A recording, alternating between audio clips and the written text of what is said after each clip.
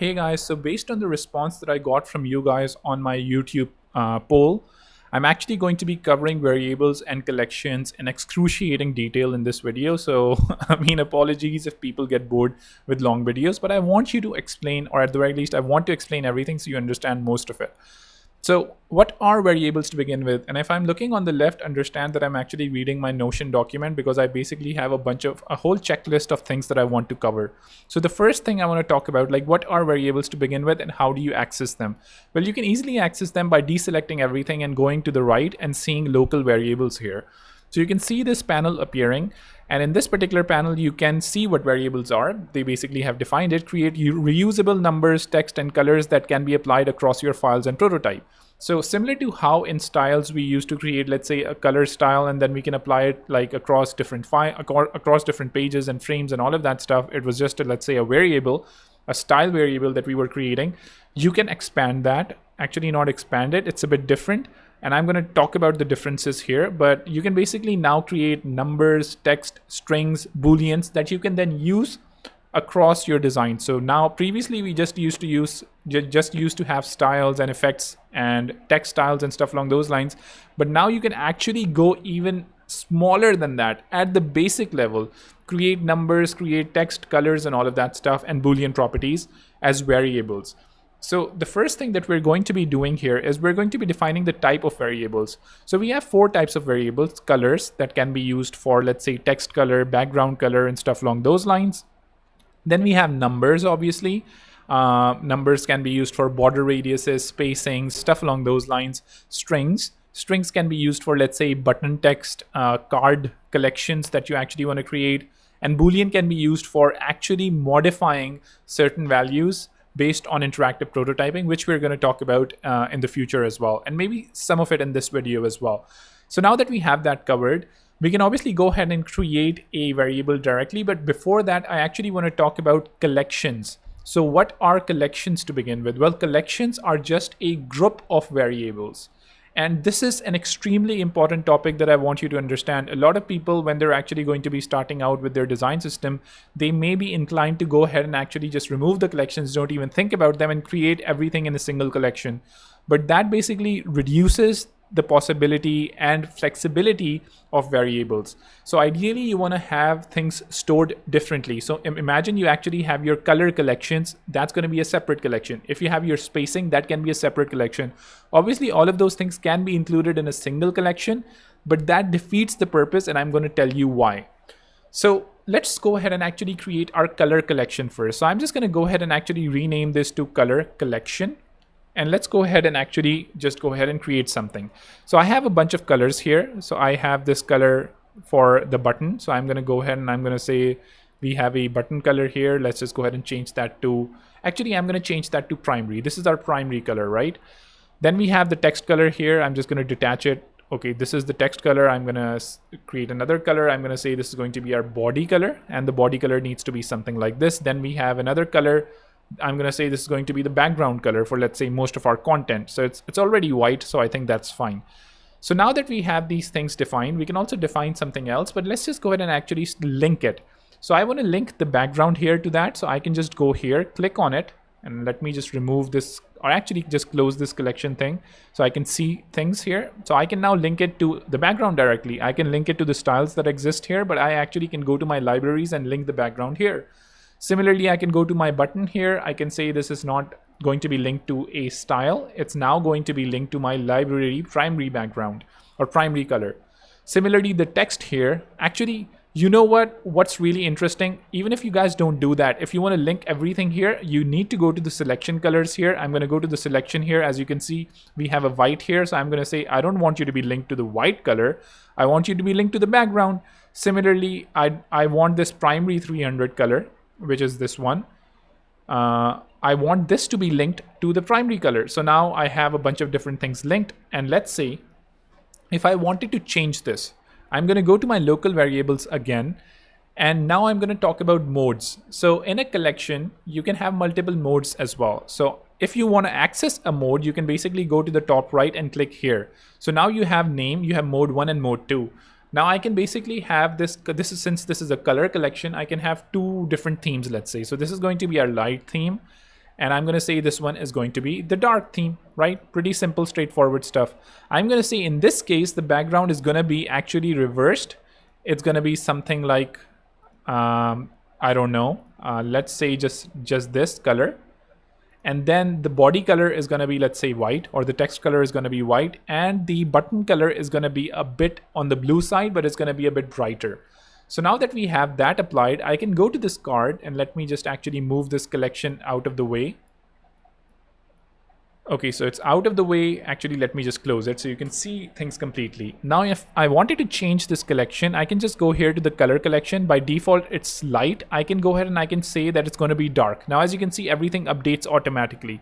The text color, however, does not update. And the reason for that is, as you can see at the bottom right, it's actually not fetching the body color that we have. So I'm going to detach it. I'm going to go here and I'm going to say this is going to be using the body color. What exactly are you doing, man? So now here, as you can see, we have the modes covered. I can change this to light, change this to dark, and all of that stuff. And even if I was to drag this button to this particular thing, it's automatically going to be converted to dark, because that's what I have at the top level defined. So this is pretty amazing stuff. Now, coming to some of the other things that I want to talk about, maybe now that we've covered colors, let's talk about something else. Let's talk about numbers. Now, if I wanted to, let's say, imagine if I actually had numbers included here, like spacing for my spacing or for my border radius, I would basically be duplicating them because I did not wanted them to change between the light and the dark mode. Like numbers within a color collection don't really make sense, right? So what I can do is I can now go ahead and actually create a new collection, and I can say this is going to be a collection of for spacing as an example. So we have a bunch of spacing defined here, and I'm just going to go ahead and actually quickly create these variables. And I'm going to speed this video, so obviously you save time.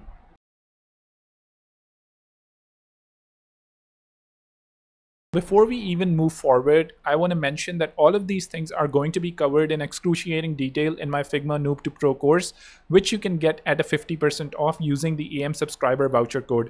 There, I'm not going to do a basic tutorial like this, even though that's going to be included, but rather more in-depth things like when to use them, why to use them.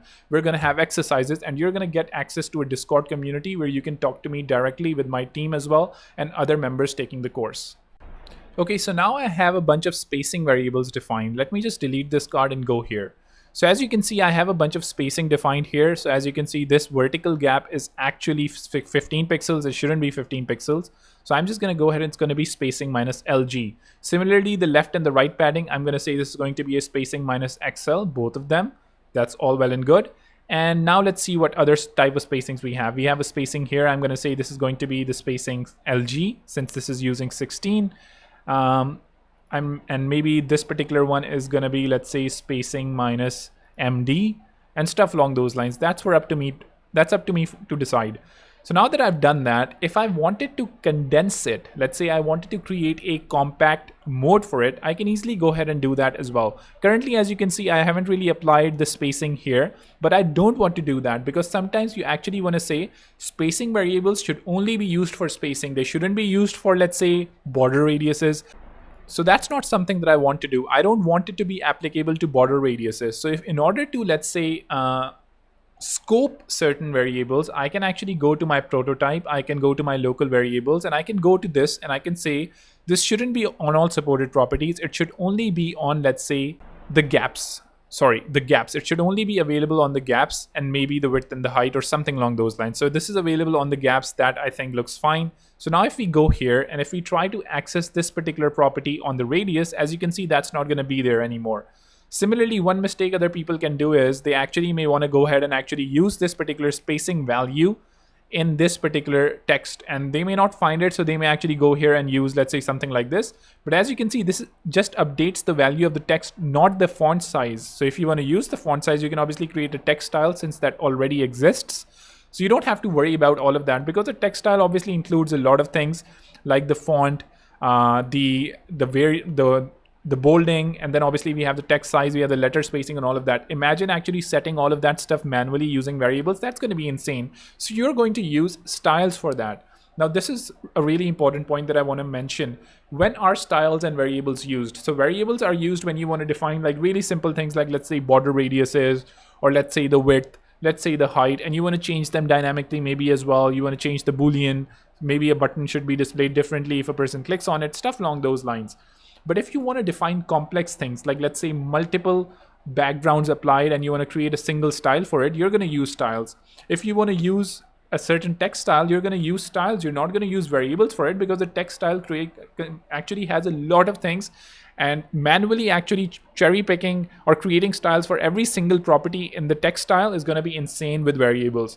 So that's why for complex things we're going to use styles. For basic, really minute things that are just a one-off things, we're going to be using variables. So now that we have an understanding of that, what I basically just did here is I went ahead and applied, as you can see, I'm just going to go here to this particular thing, and as you can see, I have a bunch of things applied here. So I have different things applied, like for example, the font size, sorry, the spacing, the padding, and all of that. Now if I, let's say, wanted to condense it, how do I go ahead and do that?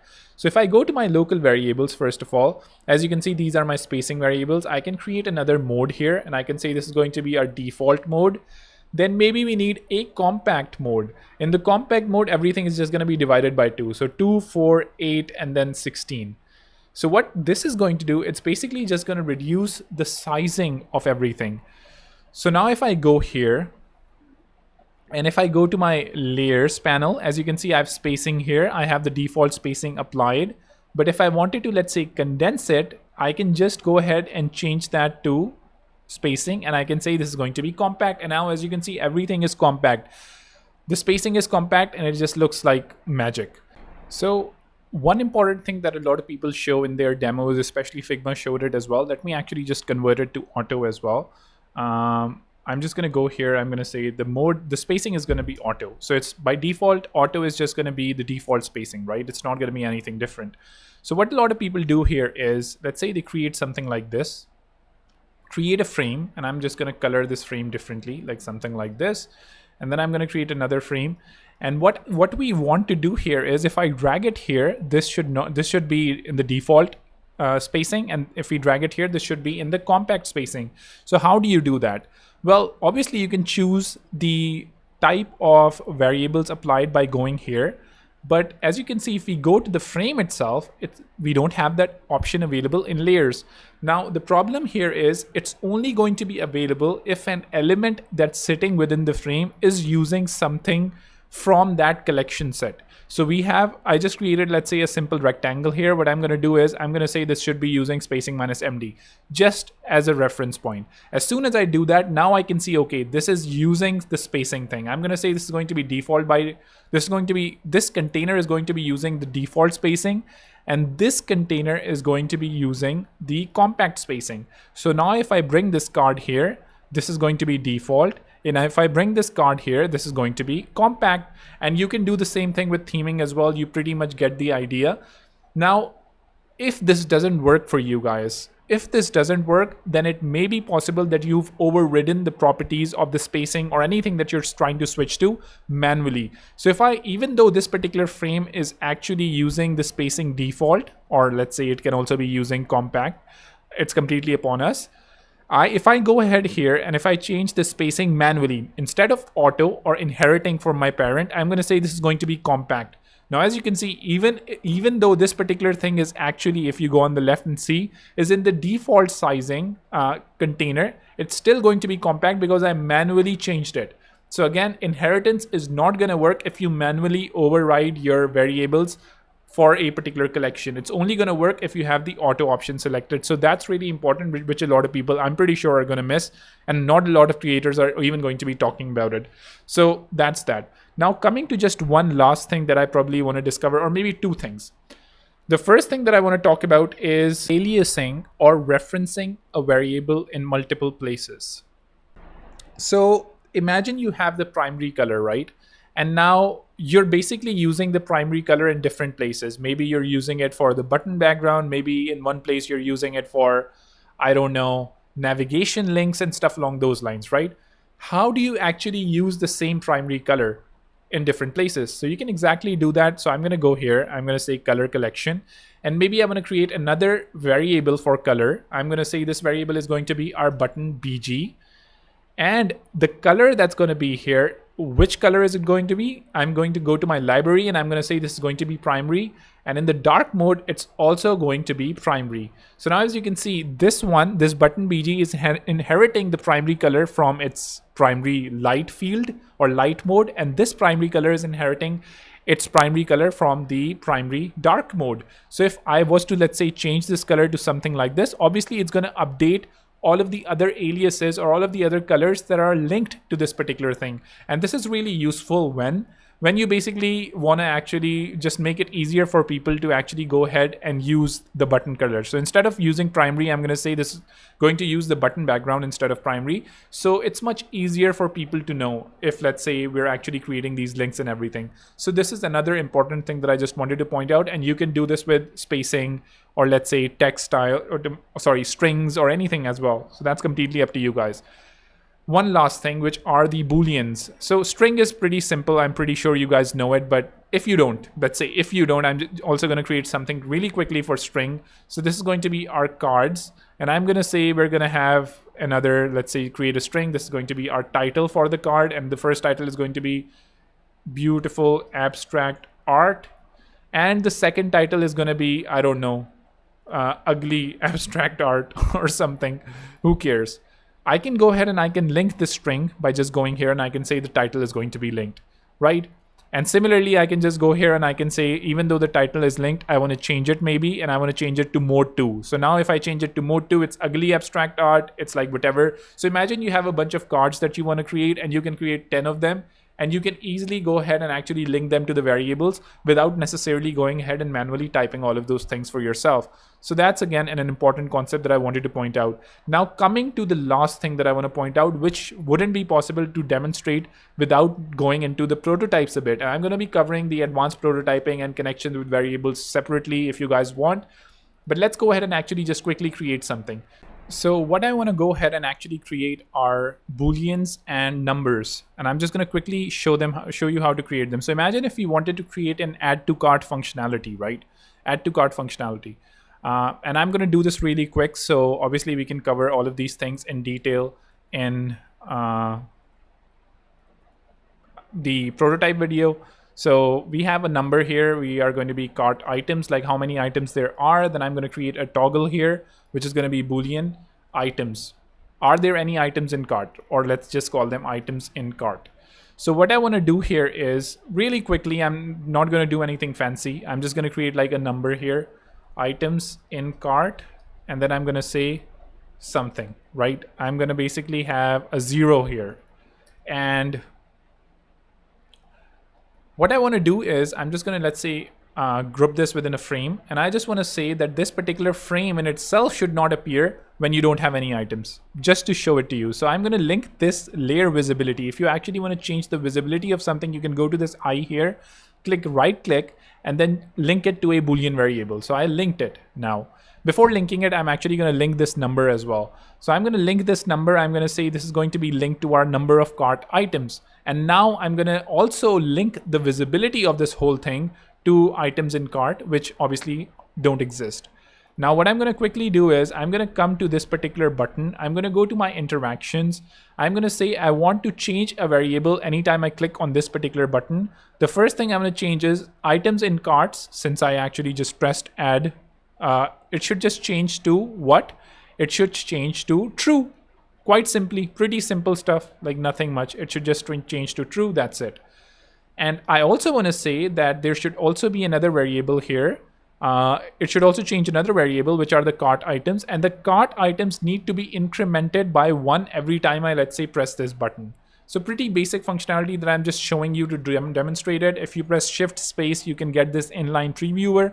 So if I press this add to cart button, as you can see, the items in cart visibility changed because I changed it on the click. And anytime I basically keep on pressing it, that number is also going to keep on changing. So pretty simple functionality. Hopefully that gives you an idea of what Boolean values are. I know this has been a long video, but hopefully this has covered probably everything or mostly everything about variables that you need to know to actually get started. So that's pretty much it. Do subscribe and do hit the bell icon. And also, if you really want to be a pro at Figma, definitely take my Figma Noob to Pro course. That's going to be linked in the description and in the comment section.